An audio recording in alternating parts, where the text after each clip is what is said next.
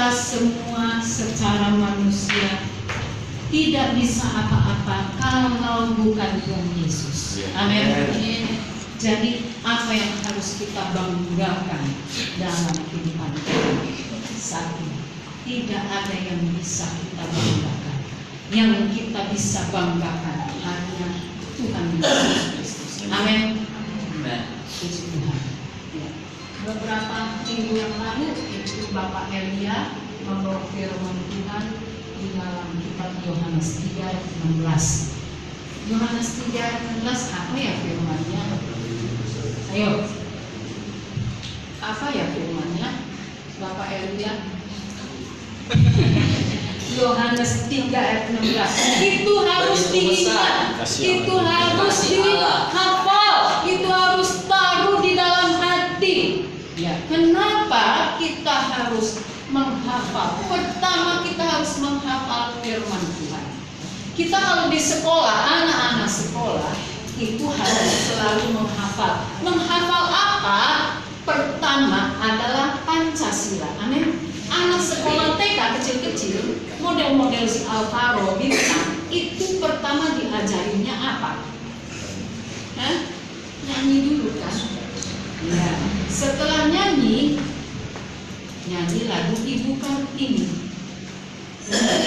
Setelah nyanyi lagu Ibu Kartini adalah apa? Garuda Pancasila, ya kan? Akulah pendukungmu.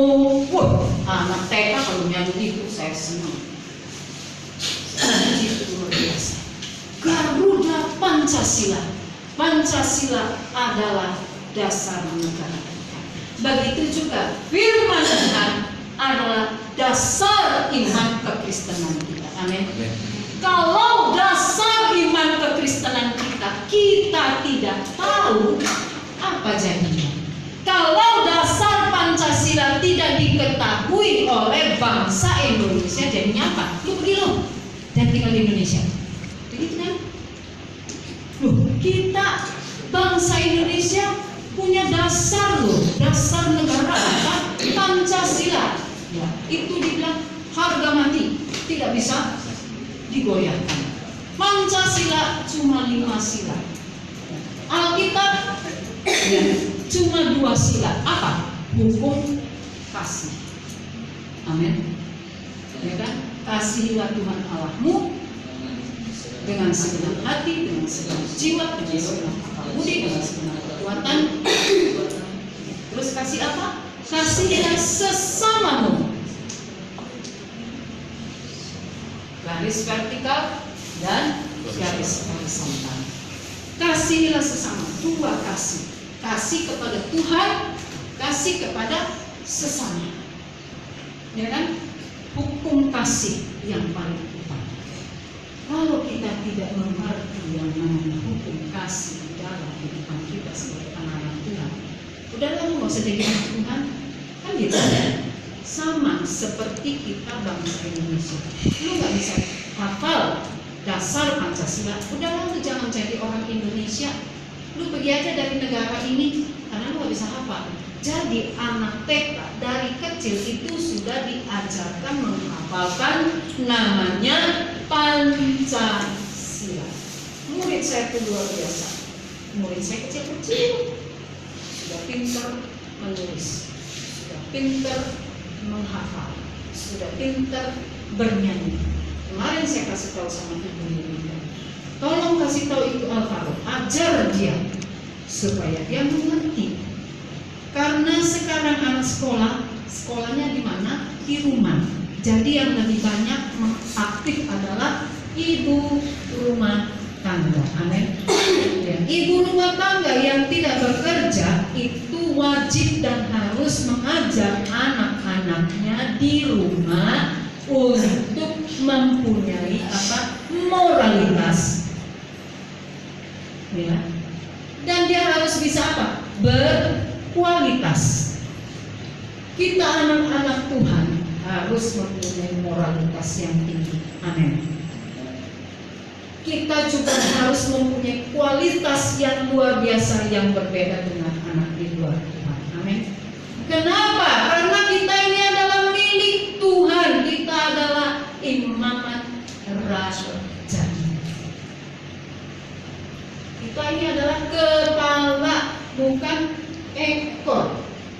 Kenapa Bapak Gembala kami berdoa? Katakan, kami ini adalah kepala, bukan ekor. Itu memang benar. Jadi kalau kita sebagai anak Tuhan tidak mengerti yang namanya dasar iman kekristenan kita, udahlah jangan jadi anak Tuhan. Itu dasar iman kita adalah kasih. Yaitu Yohanes 3:16. Kenapa saya bilang seperti itu? Nanti satu saat firman Tuhan ini akan diangkat. Sebentar lagi firman Tuhan akan diangkat. Ya, sekarang kalau kita lihat ya di toko buku Kristen, Alkitab itu sudah mahal. Alkitab itu sudah jarang. Toko buku Kristen, Alkitab sudah mulai jarang. Jadi kalau kita tidak menghafal ayat firman Tuhan, kita yang akan rugi. Benar, kita bilang akan aku ada di HP. Benar, waktu itu beberapa minggu Bapak Gembala katakan, HP ini akan diambil. Kita sebagai anak Tuhan, HP ini akan diambil dari kita. Bisakah kita baca Alkitab lagi? Tidak bisa. Jadi pentingnya firman Tuhan masuk di dalam hati kita. Kata Amsal itu kata, kalungkanlah apa? Kalungkanlah firman itu pada lehermu. Bukan kalungkan salib ini, tetapi kalungkanlah firman itu di dalam hatimu. Simpanlah firman itu di dalam hatimu. Supaya apa? Pada saat firman Tuhan akan diangkat, engkau cari firman Tuhan sampai ke ujung bumi, di lubang semut, ya, lubang tikus, lubang buaya, ya, lubang singa, akan kamu temukan. Di dalam kitab Amsal 8 ayat 11 katakan, kita akan lapar. Lapar apa? Bukan lapar secara jasmani, tetapi lapar rohani. Rohaninya lapar. Karena apa? Haus akan firman. Kita mulai dari sekarang harus mempersiapkan diri sendiri. Apakah COVID ini akan hilang? Tidak. COVID ini tidak akan hilang. COVID ini memang sudah direncanakan oleh siapa? Illuminati. Dari 5 tahun yang lalu sebenarnya COVID ini mau disebarkan oleh Illuminati, tetapi banyak negara yang menolak. Jadi mau nggak mau tahun 2020 di akhir 2019 akan terjadi ya, hal-hal yang paling heboh di negara Cina. Jadi si Cina lah yang jadi korban. Padahal itu hanya kamuflase yang membuat COVID itu terjadi adalah siapa? Illuminati. Ingat, Illuminati itu siapa? Antikris. Antikris sudah mulai membuat dunia ini harus tunduk kepada Antikris. Dunia harus tunduk kepada WHO. WHO dikuasai oleh siapa? Illuminati. Coba aja kita lihat, ya kan? Berita-berita sampai saya bosan. Kita harus mengikuti protokol. Protokol apa?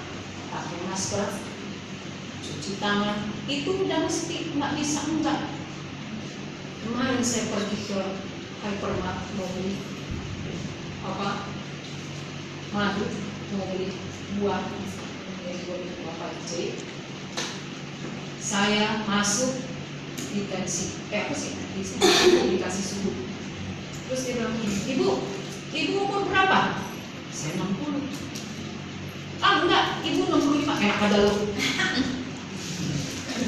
Ibu orang PPK enggak? Jadi orang usia 60 tahun ke atas, hati-hati. Nggak boleh jalan-jalan. Harus apa? Diam di rumah. Ya. Jadi saya juga harus hati-hati karena udah 60 tahun ke atas, nggak boleh lagi jalan-jalan, nggak boleh lagi kemana, nggak boleh lagi ke taman bermain anak-anak. Itu kan kalau kakek-kakek, nenek-nenek suntuk di rumah, pergi ke mana? Ke taman main kan, tempat bermain anak-anak kan.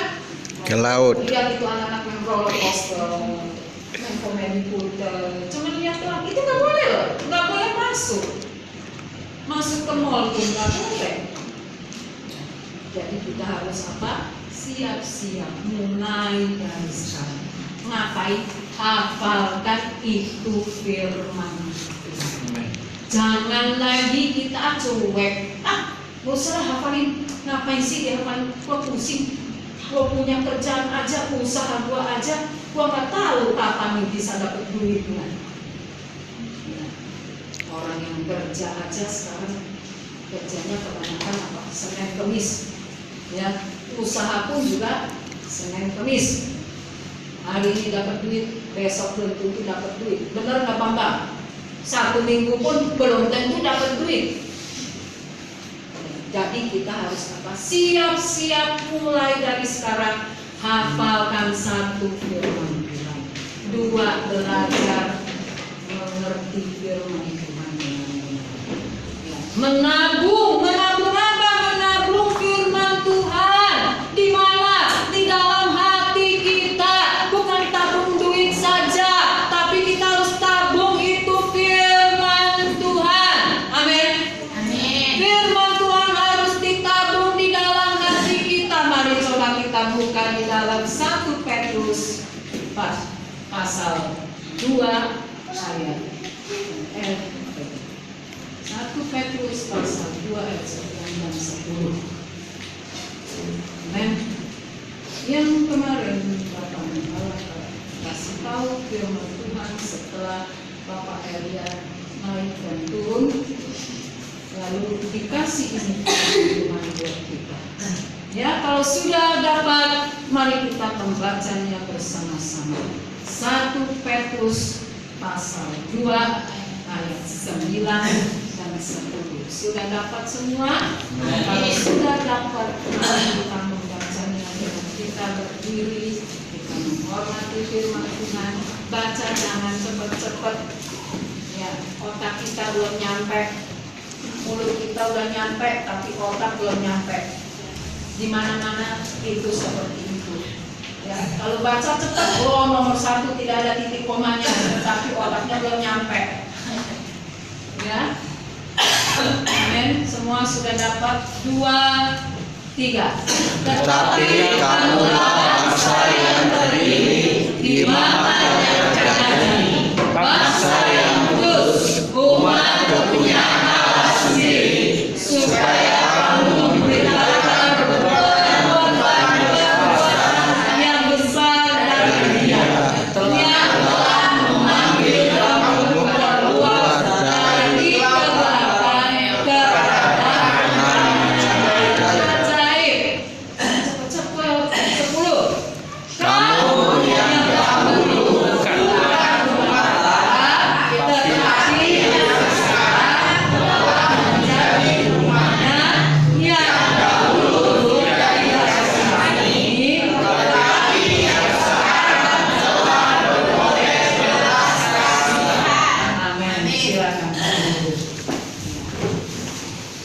Kalau di sekolah pun begitu kan, anak kelas 1, kelas 2, SD. Saya kadang-kadang ngajar anak kelas 1, 2, SD. Ya, pokoknya anak SD saya senang. Anak TK apalagi saya lebih senang lagi. Walaupun orang tua bilang, aduh Bu Guru itu anakku bandelnya itu luar biasa. Tapi pada saat saya mendidik mereka, mereka menjadi anak yang baik. Ya.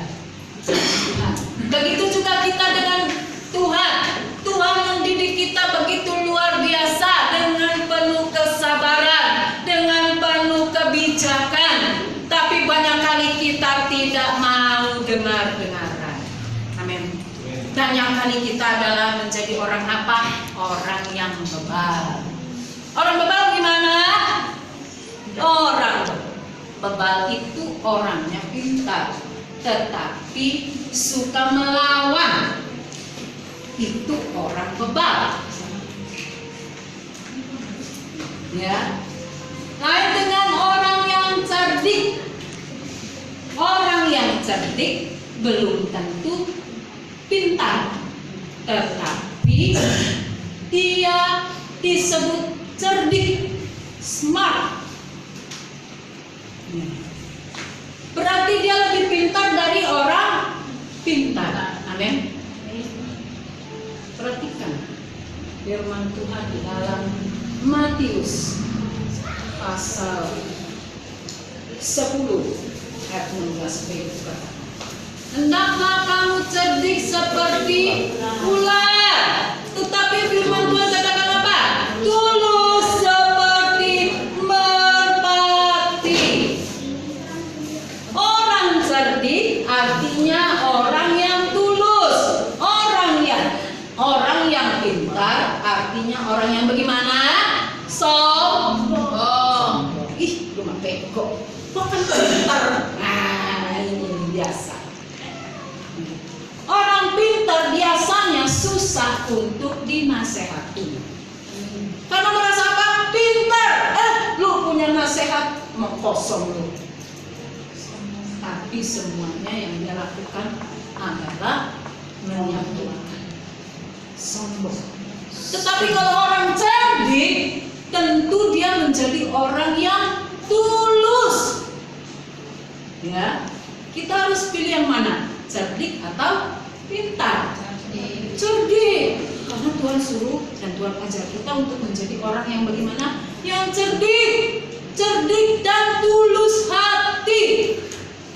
Ya, bukan orang yang pintar tapi sombong, tetapi adalah orang yang cerdik dan yang tulus hati. Firman Tuhan katakan, kamu adalah bangsa yang terpilih. Kita ini adalah bangsa yang terpilih. Kita sudah dipilih oleh Tuhan. Ya. Kita sudah dipilih oleh Tuhan dan kita dijadikan adalah imamat rajani. Kalau kita dijadikan oleh Tuhan adalah imamat rajani, apakah kita harus mengangkat derajat kita dengan sombongnya? Tidak.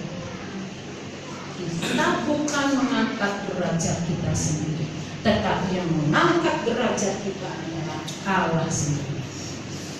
Saya bersyukur dan berterima kasih dengan pertolongan Tuhan yang begitu luar biasa dalam kehidupan pribadi saya. Keluarga saya semua adalah profesor doktor. Cuma saya gelarnya itu RT. Tetapi Tuhan pakai saya begitu luar biasa. Keluarga saya itu cuma bisa bawa mobil, mau mengemudikan mobil. Tetapi kalau saya bisa bawa mobil, bawa motor, luar biasa kan? Saya nggak punya gelar, tapi saya bisa bawa mobil, bawa motor. Luar biasa. Pinter mana coba sama keluarga saya yang di Amerika? Ya pinter saya lah. Keluarga saya nggak bisa bawa motor. Ini kalau berani sih bawa motor, aduh gue nggak takut, aduh gue nggak berani deh. Itu kata kakak-kakak saya. Sombong.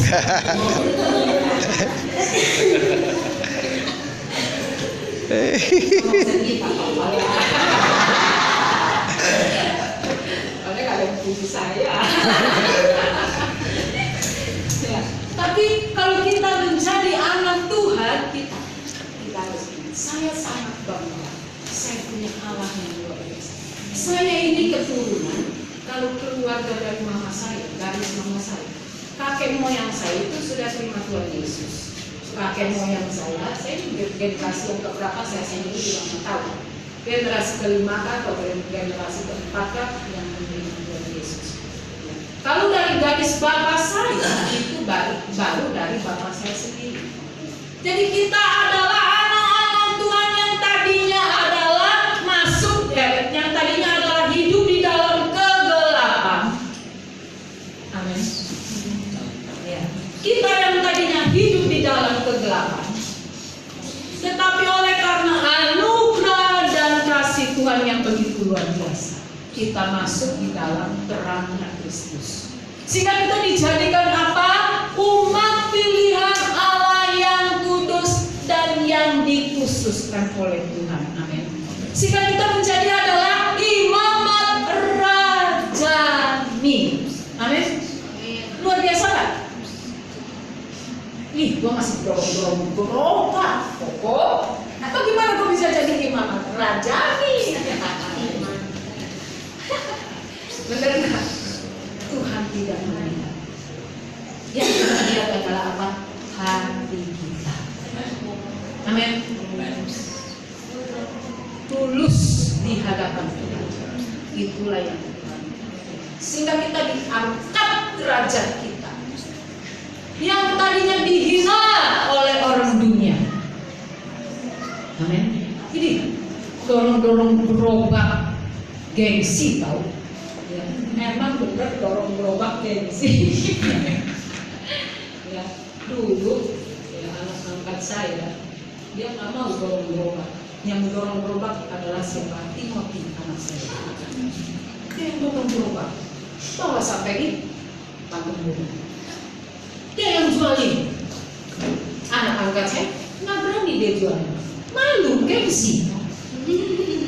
Kenapa? Saya pun ikut bantu jualan. Elizabeth pun ikut bantu jualan. Faber pun ikut bantu jualan. Jadi anak-anak saya ikut bantu jualan. Kita nggak ada gengsi. Kenapa? Karena apa? Kalau kita gengsi, dapetin nggak? Nggak dapat. Ngapain? Gengsi kok. Dorong-dorong gerobak. Ya, seperti si Yopi. Nggak usah malu Yopi, dorong gerobak. Nggak usah malu celananya robek. Karena Tuhan lihat hati. Amin. Kalau kita malu, kita gengsi, nggak dapat duit. Perlu nggak kita dapat duit? Perlu. Untuk siapa? Untuk istri dan anak kita makan. Benar nggak? Jadi nggak perlu lagi malu-malu, nggak perlu lagi gengsi-gengsi. Gengsi dibuang. Kita orang dunia itu gengsi, tetapi anak Tuhan tidak perlu gengsi. Gengsi itu diturunkan supaya nanti Tuhan sendiri yang angkat kita. Amin. Tuhan yang angkat kita, bukan kita yang mengangkat diri kita. Kalau kita mengangkat diri kita, kita adalah orang yang bagaimana? Yang sombong. Saya tadi sedikit-sedikit angkat diri sendiri. Ya. Jadi kalau kita mau menjadi imamat rajani, bangsa pilihan Allah yang kudus dan yang dikhususkan, buang itu yang namanya gengsi. Karena apa? Dulu kita hidup di dalam kegelapan, kita tidak masuk hitungan orang dunia. Amin. Orang dunia anggap kita adalah sampah. Benar nggak? Orang dunia menganggap kita ini adalah sampah, tidak ada arti. Itu bagaimana sih? Bodoh banget sih. Nggak bisa apa-apa. Makanya sekolah yang benar. Diomelin sama saudara-saudara. Sekolah nggak benar-benar, jadinya dia jadi pemulung, jadinya dorong gerobak. Enak mana? Dorong gerobak, jadi pemulung. Nah, tahu? Terima bayaran tinggi, masuk penjara. Dorong gerobak. Nah, yang penting damai sejahtera. iya. Kita gengsi-gengsi jual apa? Narkoba. Gengsi-gengsi jual apa? Jual diri. Dapat duit banyak kan? Oh, sama keluarga diangkat. Ih, anak saya luar biasa lu. Dia dapat uang banyak lu. Bisa beli rumah. Tahu-taunya ujung-ujungnya apa? Masuk perusahaan kamu. Bener nggak? Banyak itu yang seperti itu. Jadi kita tak perlu gengsi. Di dalam Tuhan tidak perlu gengsi. Ya. Jadi MC, jadi singer, jadi pemain musik. Gue malu nih. Gue nggak bisa nih. Ya, gue mau bagaimana ya? Kaki gue gemeter. Kita tidak perlu gengsi. Kasih kesaksian tidak perlu malu-malu. Kalau kita kasih kesaksian malu-malu, kita mengalami malu-malu. Tuhan juga malu untuk mengatakan kita ini adalah miliknya. Amin. Jadi jangan kita malu-malu bersaksi, malu-malu melayani Tuhan. Ya, ingat yang kita layani adalah siapa? Bapa kita di surga. Mau nyanyinya kiri-kiri kanan-kanan terserah. Yang penting hatiku damai sejahtera memuji Tuhan. Amin. Amin. Benar nggak Bambang? Iya, luar biasa kita luar biasa si Bambang bersaksi. Amin. Aku diciptakan untuk siapa sih? Ya, untuk jadi apa sih? Jadi minta tidak jadi.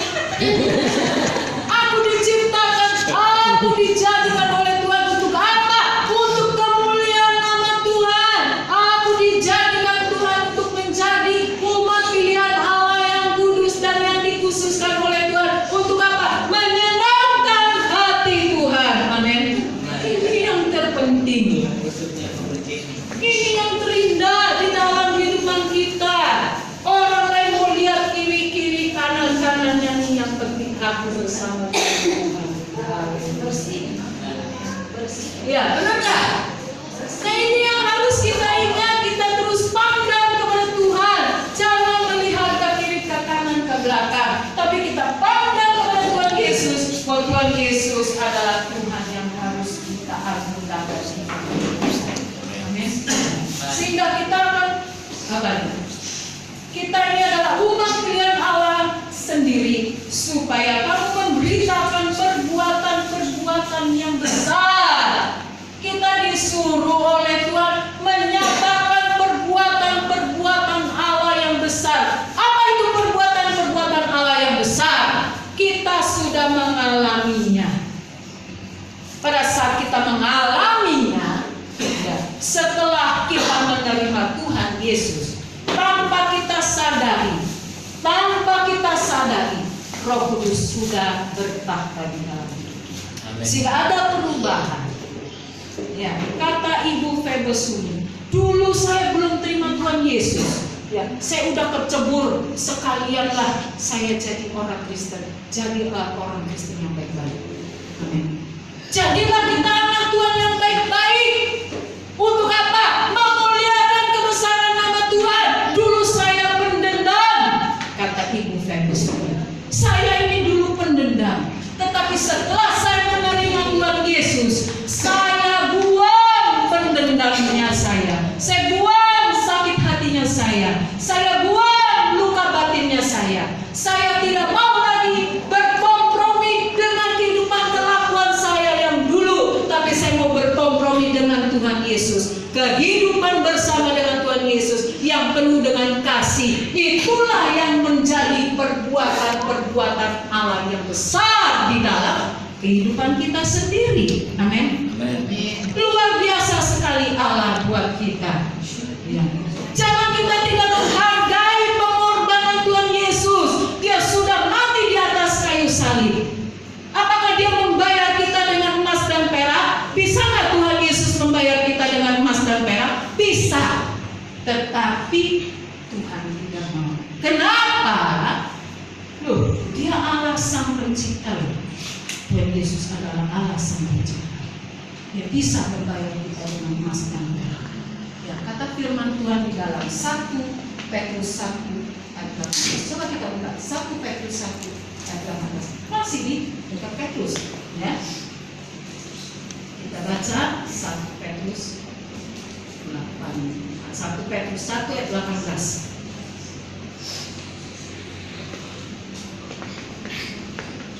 Dan 2, sama-sama ya.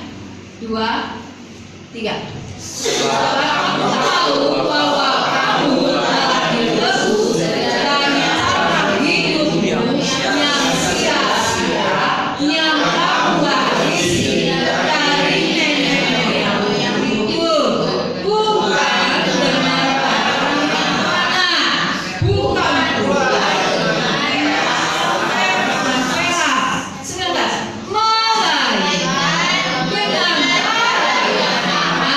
yaitu darah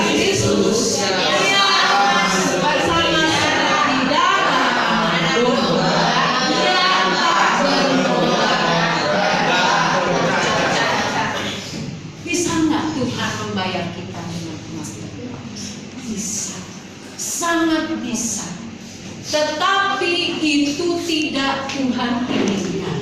Tuhan ingin membuktikan begitu besarnya kasih Tuhan kepada umat manusia ciptaannya, sehingga dia harus mengorbankan dirinya untuk mati di atas kayu salib.